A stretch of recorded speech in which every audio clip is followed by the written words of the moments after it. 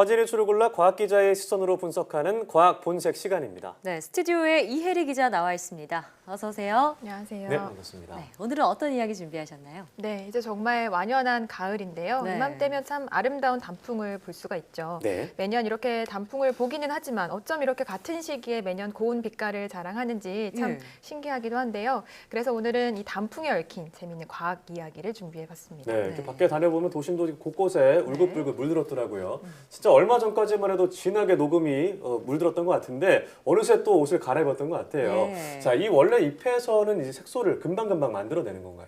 네, 사실 이 나뭇잎에는 녹색을 띠는 엽록소 외에도 주황색을 띠는 카로틴과 노란색의 크산토필 등의 색소가 이미 들어 있습니다.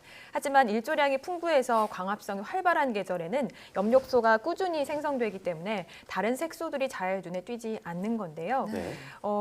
그런데 이제 기온이 낮아지는 가을이 되면 월동 준비에 들어가기 위해서 나뭇잎이 잎자루와 가지 사이에 세포층을 만듭니다. 네. 이를 떨켜라고 하는데요. 예. 이 떨켜가 양분과 수분이 잎으로 가지 않게 이동을 차단하는 역할을 합니다. 이때부터 입안에 있는 엽록소가 파괴되기 시작하는데요. 엽록소가 파괴되면서 이 녹색에 가려져 있던 다른 색소들이 제 빛깔을 내기 시작하는 겁니다. 물론 엽록소 외에 다른 색소도 분해되긴 합니다만 엽록소보다는 천천히 분해가 되기 때문에 알록달록한 빛깔을 선보이게 되는 겁니다.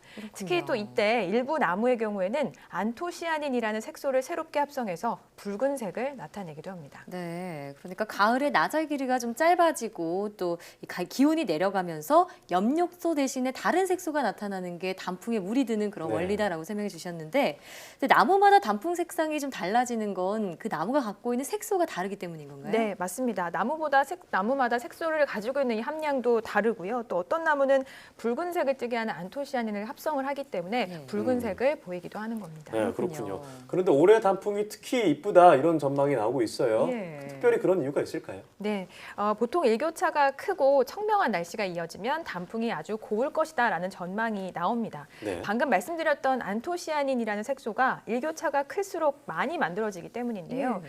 그런데 올해 일교차가 큰 폭으로 벌어지면서 이런 조건이 충족된 셈입니다.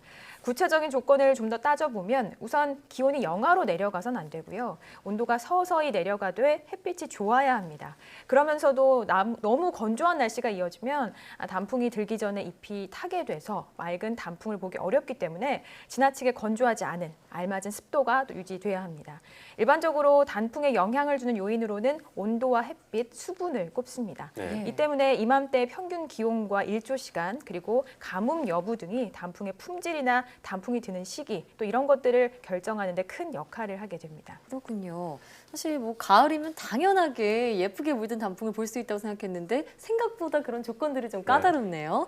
자, 그런데 어떻게 나무가 이런 뭐 기온이나 일조 시간 등을 그런 변화가 있는 걸 알아채는지 좀 새삼 놀랍기도 해요. 네, 사람도 밤이 되면 졸렵고 낮에 이제 일어나서 활동을 하듯이 예. 나무 안에도 이런 생체 시계가 존재합니다. 나무 역시 어떤 계절의 흐름에 따라 자연스럽게 낮아지는 기온이랑 점차 커지는 일교차 등을 신호물질인 호르몬으로 감지하게 됩니다. 네, 뭐 봄이 오면 꽃이 피는 것처럼 예. 나무의 생체 시기가 이제 자연을 감지한다 이렇게 볼 수 있을 것 같은데요. 네. 보통 이 단풍 예보를 할 때 설악산에 첫 단풍이 피었다, 뭐 이번 주말에 단풍이 절정이다 이런 예보가 있는데 그런 이런 예보에는 어떤 기준이 있는 건가요? 네, 나무 한 그루를 놓고 단풍이 들었다라고 보는 기준은 전체 잎의 한 10%가 물들었을 때이고요. 네. 유명 산지를 대상으로 기상청에서 모니터링하는 기준은 첫 단풍이 정상에서부터 20% 정도 물들었을 때 단풍이 시작됐다라고 이렇게 예보를 합니다.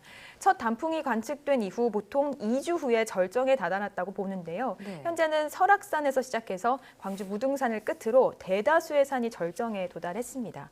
보통 산지를 기준으로 단풍 절정 시기는 10월 10일 내외, 또 도시숲의 경우에는 11월 초순 내외로 절정이다라고 볼 수 있습니다. 네. 그렇군요. 그러면 산에 물든 단풍을 좀 즐기려면 이번 주말이 적기고 그러니까 도심에서는 다음 달 초까지도 단풍을 감상할 수 있다 이런 얘기네요. 네, 그렇습니다. 완연한 가을이 빨리 이렇게 가는 게 좀 아쉽기도 네. 한데요. 예. 그래서 제가 남은 가을 조금 남아있는 단풍을 즐길 수 있는 내용을 준비를 해봤거든요. 네. 이른바 단풍 달력을 준비해봤습니다. 네. 이 시기에 따라서 단풍이 언제 절정인지 알려주는 그런 달력인가요? 네, 시기별로 단풍 나무별로 언제 피는지를 정리해 놓은 달력이고요. 예. 기준이 되는 것은 이제 서울의 홍릉 숲입니다.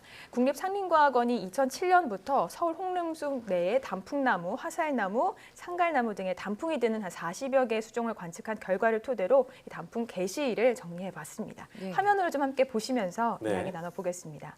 어. 보시다시피 이제 홍릉숲 단풍은 평균적으로 9월 말 은단풍, 또 세열단풍 등을 시작으로 10월 초 중순에는 산나무, 꽃단풍, 좁은 단풍 등이 물들고요. 네. 10월 말이 되면 형형색색의 단풍이 아주 화려하게 물드는 것을 달력을 통해서 확인하실 수 있습니다. 네, 달력을 보니까 지금쯤이면은 홍단풍을 좀 볼 수 있는 그런 네. 시기군요. 사실 뭐 벚꽃도 그렇고 단풍도 그렇고 즐길 수 있는 시기는 한정돼 있잖아요. 네.